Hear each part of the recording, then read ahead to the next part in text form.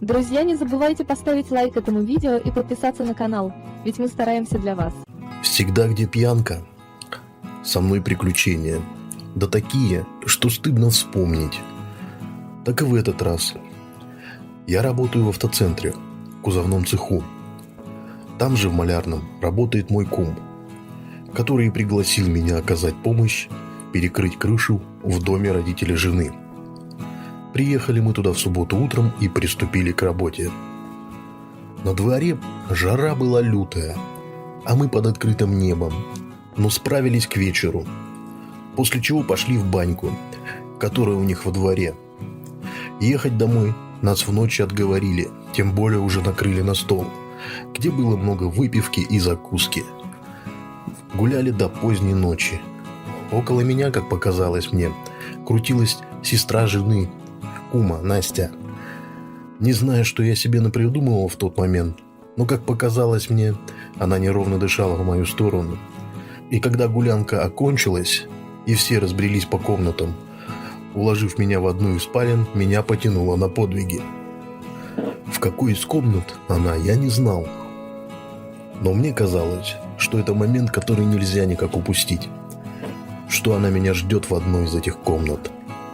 Заглянул потихоньку в одну, увидел там кума с кумой. В другой храпел его тесть. Точно его не видел, но определил по храпу, что там родители. Оставалась только веранда. Там была широкая софа, на которой днем лежало много вещей. Но в этот раз там кто-то лежал лицом к спинке. «Настя, это ты?» – спросил я вполголоса. Она повернулась на спину и сказала: «Да, я». «Ты не спишь?» – спросил я, подсаживаясь на край софы. «Нет, не сплю», – ответила она. «Ну, думаю, значит, ждала», – подумал я и засунул руку под одеяло. Оттуда пахнуло теплом ее тела. «Ну, думаю, точно ждала», – промелькнула мысль. И я, осмелев окончательно, запрыгнул к ней под одеяло. После всего этого дела, чтобы нас не застали, я решил сразу уйти, так как мог заснуть, а утром нас бы застукали по-любому. Утром я вышел во двор. За столом под навесом сидел тесть. Он позвал меня и предложил выпить.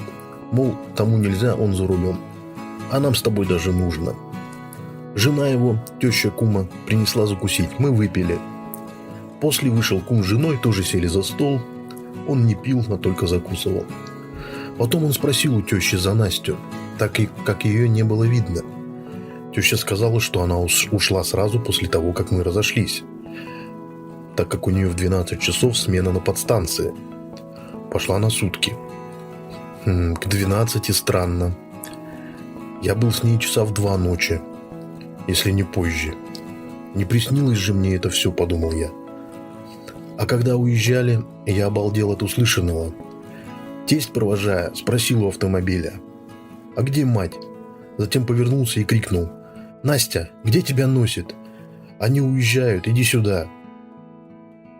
Подписывайтесь на канал, чтобы не пропустить новые интересные истории. Спасибо за внимание. До скорых встреч. All right, everyone's presentations are done. Nick, the manager, said as he tried to move the discussion forward. Excuse me, I haven't. I recently found out something. Nick interrupted me and began to speak. There's apparently someone in this department who didn't graduate high school and is just a part-timer. Meetings should be for employees only. Absolutely right. His lackey, Mike, of course, agreed with Nick. I'm leaving. After leaving the meeting room, I started to shut down my computer. I noticed that an email had arrived, not in my personal inbox, but in the company's shared email. Thinking, there's no point in speaking up, no one will listen, I went home quietly. The next day, I heard a commotion from Nick's desk. He was staring at his computer screen, his face pale. Nick? Is something wrong? Mike looked at the screen with him. And he turned even paler than Nick. Why is he so angry? Knowing the reason for Mike's distress, I thought to myself, serves them right. My name is Adam. My mother passed away when I was in the 9th grade, and I was raised by my father. Well, you could hardly call it being raised.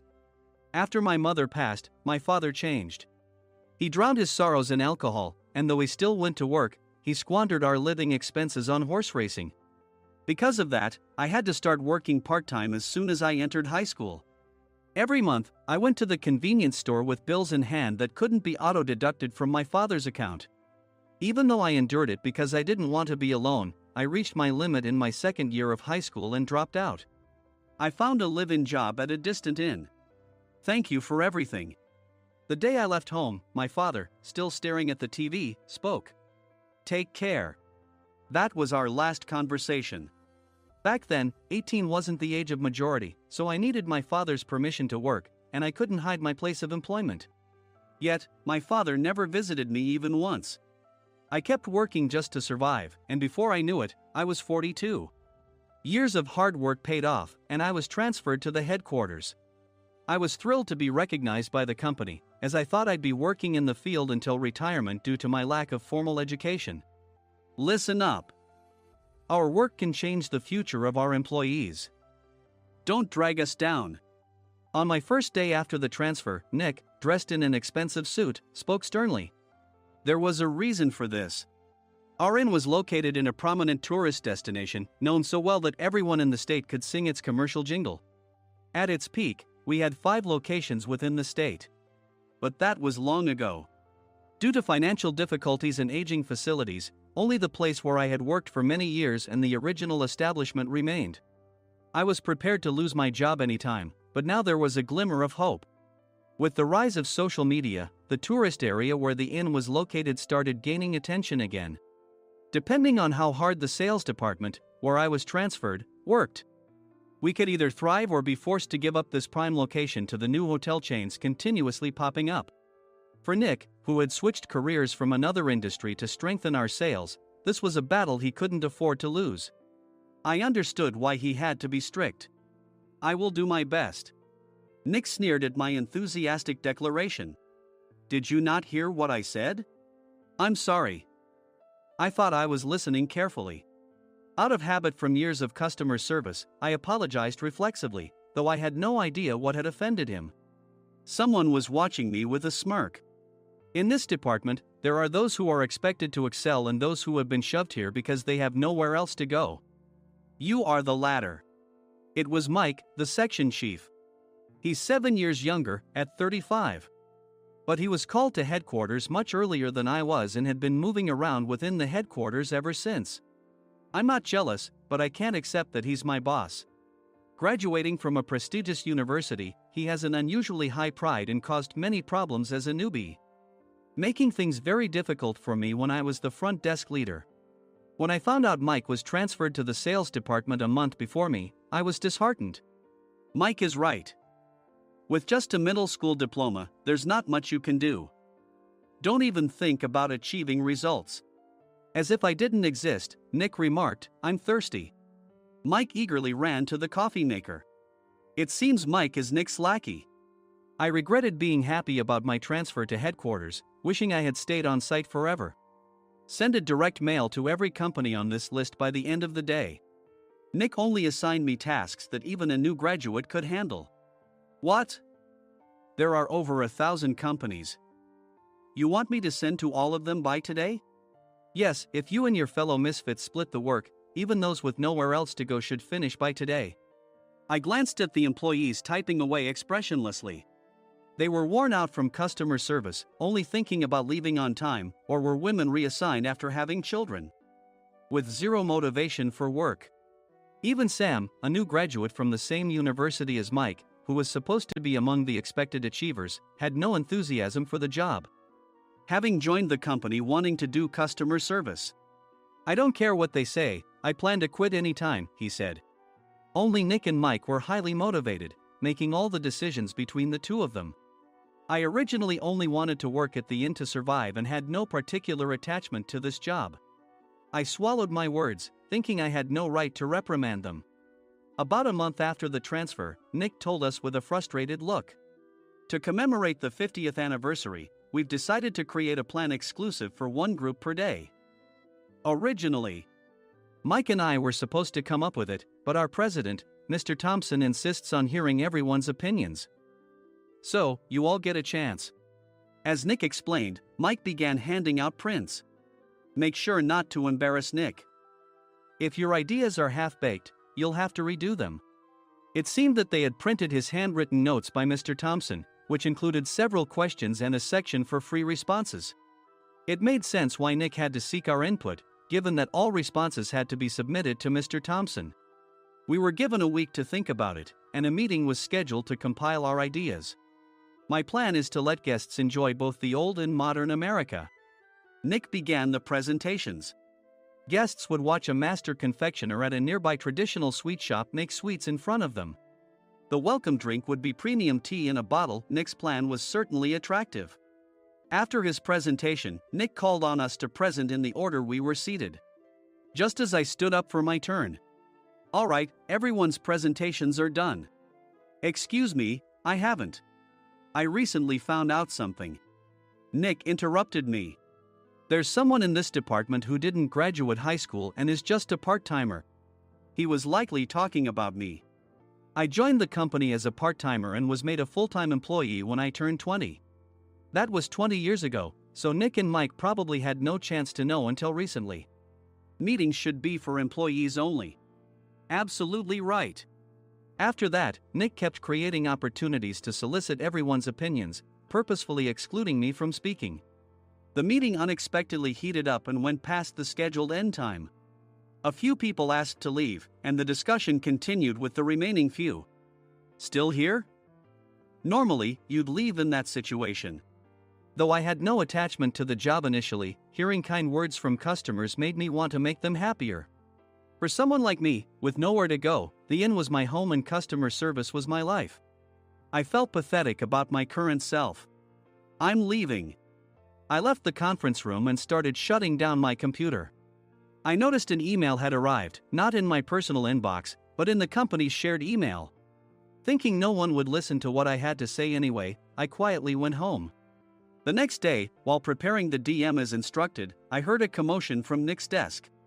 In his haste to stand up, he hit his knee on the desk.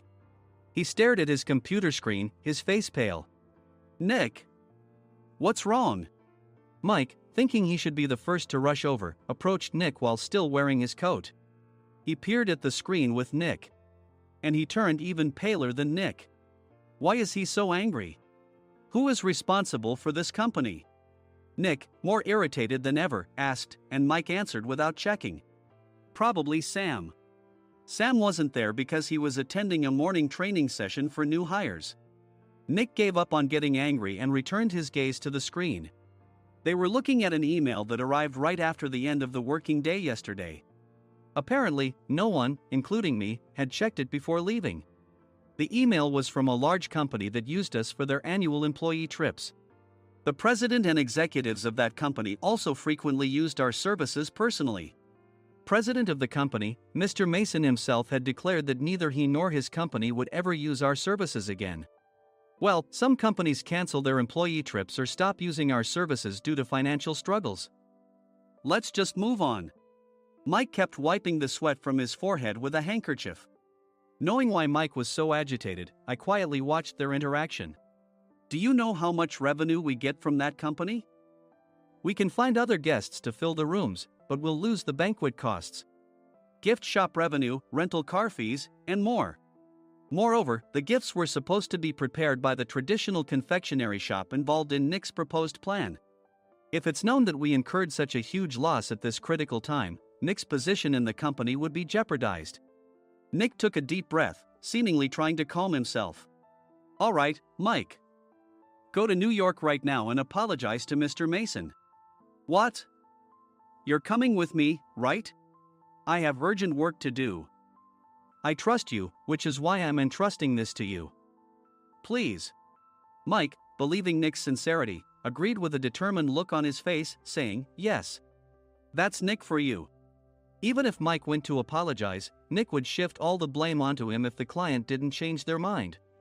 Well, it was Mike's fault to begin with, so it served him right. About 3 hours later, Sam answered a call from somewhere and repeatedly apologized, saying, I'm very sorry. Everyone watched to see what was happening. After ending the call, he informed Nick with a weary tone. When Mike arrived at the client's company, he only made things worse, further infuriating Mr. Mason. He was demanding, "Get his boss here immediately." It was no wonder Sam was exhausted, dealing with such a call right after returning from training. "What is that idiot doing?" "All right, Adam, you're coming with me. If sacrificing Mike didn't work, then I must be next." Normally, I'd want to refuse at all costs, but I saw an opportunity in this situation. "If I can be of assistance, I'd be happy to join you." I obediently followed Nick, and we flew to New York. When we introduced ourselves at the reception, it became clear how serious the situation was, as the receptionist personally escorted us to the president's office. Angry voices leaked through the door, making both Nick and me uneasy. "Excuse me. I'm Nick, the supervisor. I understand my subordinate has caused you trouble, and I deeply apologize." Nick, with his experience in the corporate world, knew enough to offer an apology before excuses. However, his customer service skills left much to be desired. I sighed as I saw Mike trembling like a small dog in the corner of the room. "What kind of training are you giving your subordinates?" Mr. Mason glared at Nick with a red face. The intensity of his gaze made even Nick take a step back. Regrettably, I joined this company only 2 years ago and was unaware of Mike's issues. I should have identified his shortcomings sooner. Indeed, I should have realized sooner. No sensible person would come to apologize and then give a lengthy presentation on the drawbacks of not using their in. Nick froze, his mouth slightly open. Suspecting the worst, I picked up the documents that had fallen to the floor. It seemed Mike hastily prepared these documents on the plane, listing the disadvantages. Disadvantage 1: if you change the venue for the company trip, employees might suspect it's for cost-cutting reasons, leading to a negative impression. Reading it aloud half-jokingly, Nick snatched the papers from my hand and checked the contents with a furious expression. Among the stack of documents was a receipt from a nearby convenience store's copy machine. I felt a pang of dread, hoping he hadn't shown the receipt as well. What do you think he said when I asked what kind of nerve he had to do this?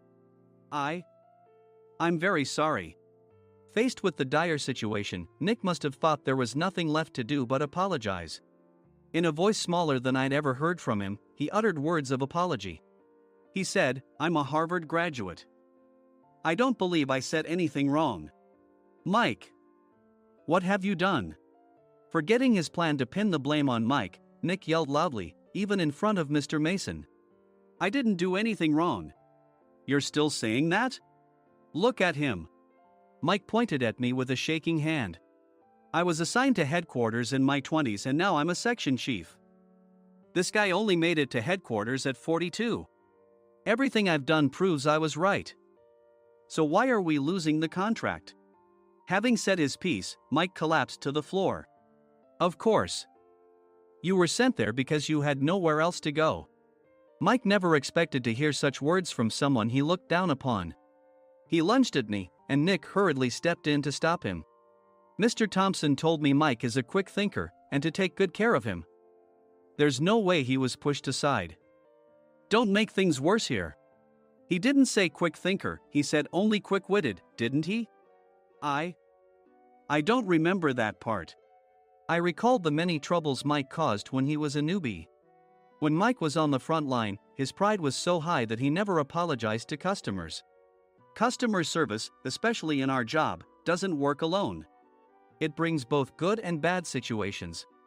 If the front staff or housekeepers made mistakes, or the cleaning company didn't properly clean a room, one had to apologize to the customers regardless of personal fault. Mike, in such situations, would never apologize, insisting he wasn't at fault. This often angered customers, and as the front desk leader, I frequently had to apologize on his behalf. He caused complaints and disrupted operations, which is why he was quickly moved to headquarters.